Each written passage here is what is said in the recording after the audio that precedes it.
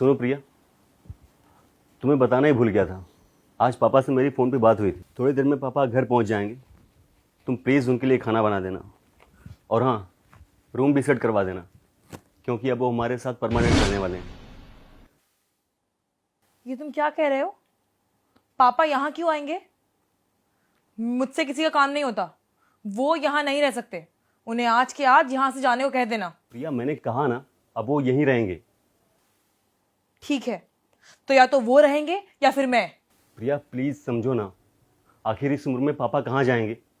हमें तो उनका सहारा है। मुझे कुछ नहीं पता। मैं ये घर छोड़ के जा रही हूँ। जब तुम उन्हें वापस भेज दोगे तो मैं आ जाऊंगी।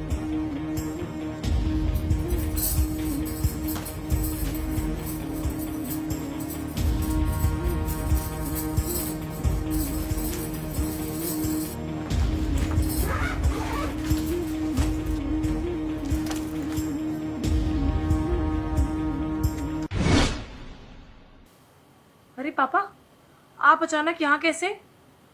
बेटा, मेरी तो सुबह दामाद जी से बात हुई थी। क्या बताया नहीं उन्होंने तुम्हें?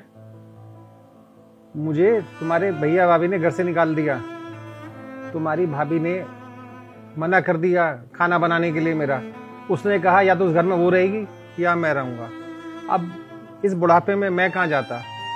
मैंने तो वृद्धाश्रम जाने की तैयारी कर ली थी, लेकिन जब ही दामाद जी का फ़ोन आया और मैंने उन्हें अपनी सारी बातें बताई, उन्होंने मेरी टिकट करा दी। नमस्ते पापा, सफर में कोई परेशानी तो नहीं? आशीर्वाद बेटा। नहीं बेटा, कोई परेशानी नहीं हुई। तुमने टिकट करा दी थी, मैं बहुत आराम से आया।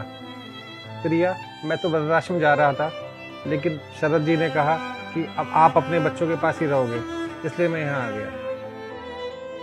सच में प्रिया, मैं तो धन्य हो गया ऐसा दामाद पाकर। मेरे अपने बेटे ने मुझे घर से निकाल दिया, लेकिन मेरे दामाद ने मुझे सहारा दिया। प्रिया बेटा, आपको तो कोई परेशानी नहीं है मेरे यहाँ रहने से? कैसी बात कर रहे हैं पापा आप? मुझे भला क्या परेशानी होगी? आइए, मैं आपको आपका कमरा दिखा देती हूँ। आप फ्रेश हो जाइए, फिर मैं खाना लगा देती हूँ। चलिए।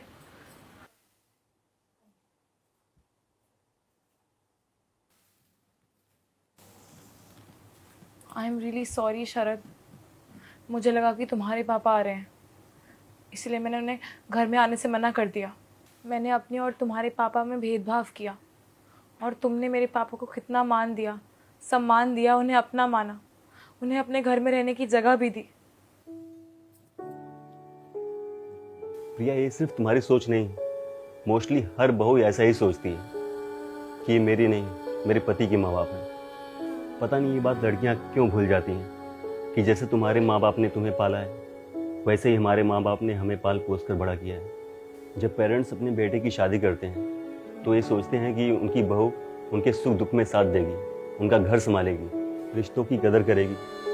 लेकिन तुम लोग माँ बाप को उसके बेटे से अलग कर देते हो, पर तुम भूल जाते हो कि तुम्हारे भी माँ बाप हैं, भाई भाभी हैं। अगर तुम्हारी भाभी तुम्हारे पेरेंट के साथ ऐसा करेगी तो तुम्हें कैसा लगेगा? इसलिए घर को जोड़ने का काम करना चाहिए, न कि तोड़ने का। रिश्ते हमारे अपने ही होते हैं, इसलिए उसे हमें ही संभालना होता है।